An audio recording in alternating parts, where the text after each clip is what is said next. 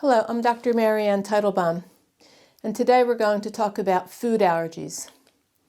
When I was much younger, food allergies were pretty much rare.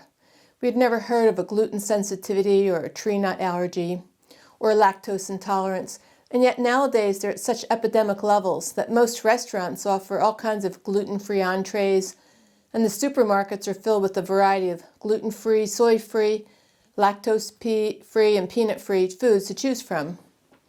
So why are these food sensitivities so common now? And is avoiding the offending food really the best way to overcome these reactions to the foods? Let's start with the first question.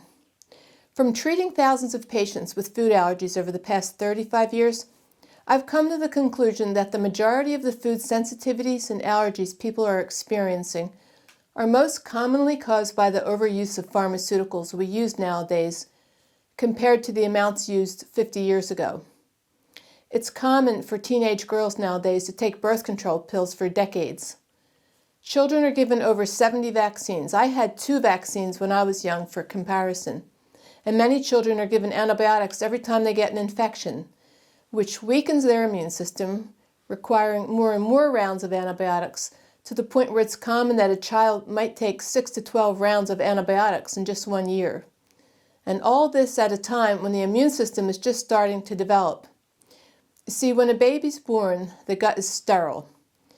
Then, when the mother starts breastfeeding the baby, the friendly bacteria begin to grow in the gut. And these friendly bacteria are responsible for stabilizing the immune system, preventing it from hyperreacting to foods. So it's extremely important that nothing interferes with the growth of these delicate bowel flora in the early childhood and the teen years. The problem is this.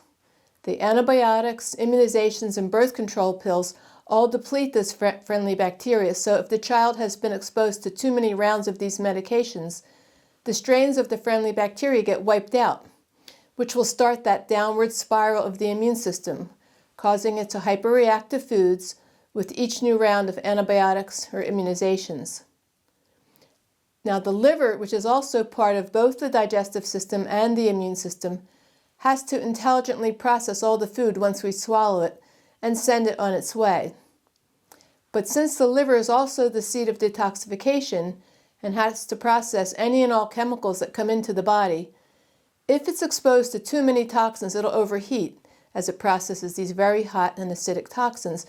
And once it overheats, it becomes highly reactive, so that when the food comes into it, instead of intelligently processing it the way it should, it has what we could call a temper tantrum on the food, oxidizing it and turning it into a poison, which we call visha in Ayurveda. The word visha means poison. And it's this combination of lack of friendly bacteria in the gut and an overheated and overreactive liver which disrupts the normal digestion of the food, turning it into a hot reactive poison, or visha, which is then giving us all kinds of symptoms once it's formed. And it's this reaction that we recognize as a food sensitivity or a food allergy. Now, the protein and gluten in dairy are the 2 most difficult to digest. So if there's any problem with digestion, they're the first to go. But the real truth is that once the gut and liver become so compromised, they can pretty much attack any food you eat and give digestive symptoms every day. The answer isn't to get fancy blood work done to see what you're allergic to and avoid that food. And yes, it may help, and you can do it if you're desperate.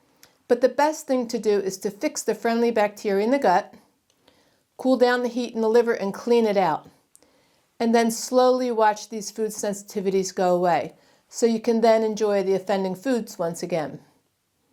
Now, the answer to the second question is that yes, while you may of course feel better avoiding each and every food that bothers you, you're not really getting to the underlying root of the problem.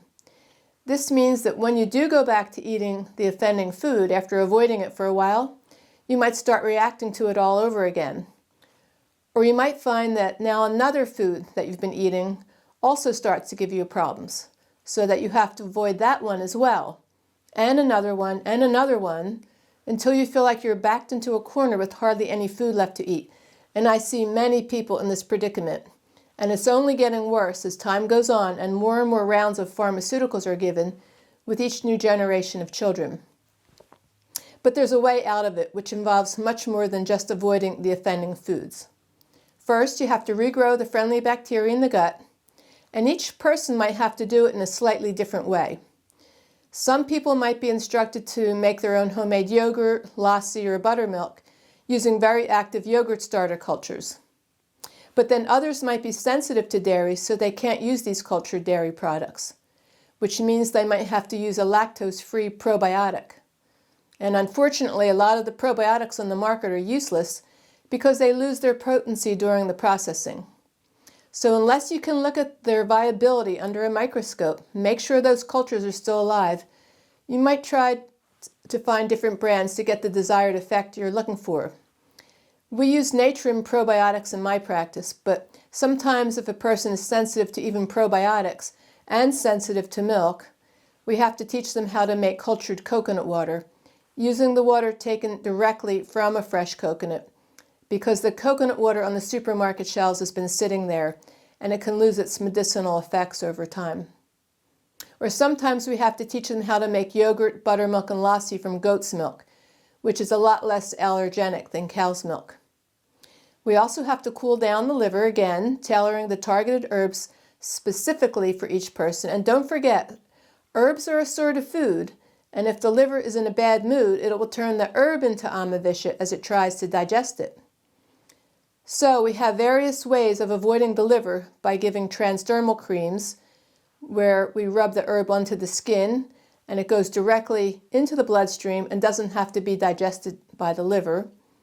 Or we could just give the vibrational version of the herb in water so that the water gains the intelligence of the herb and delivers it immediately into the cellular system, again bypassing the liver.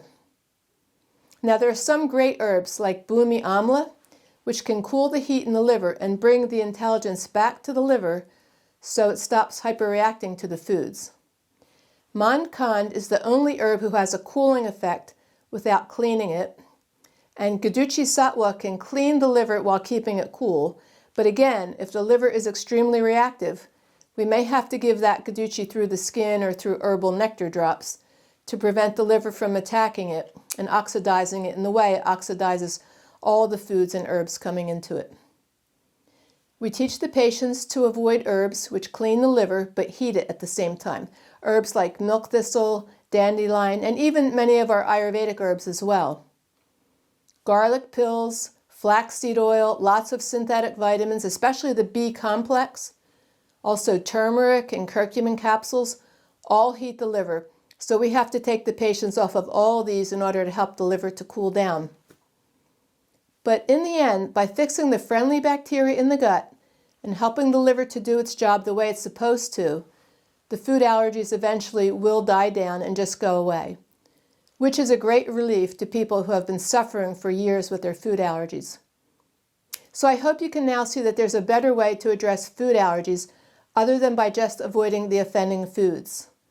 By regrowing your gut microbiome and calming down the liver and bringing its intelligence back to it, the food will digest the way it's supposed to, breaking down into very small particles that can enter your bloodstream, where the nutrients will be carried to every part of your body, all the organs, glands, and the cellular systems, which means that you'll feel great when you eat. No gas, no bloating, and no reactions to the foods. I hope you found this information useful. Thank you.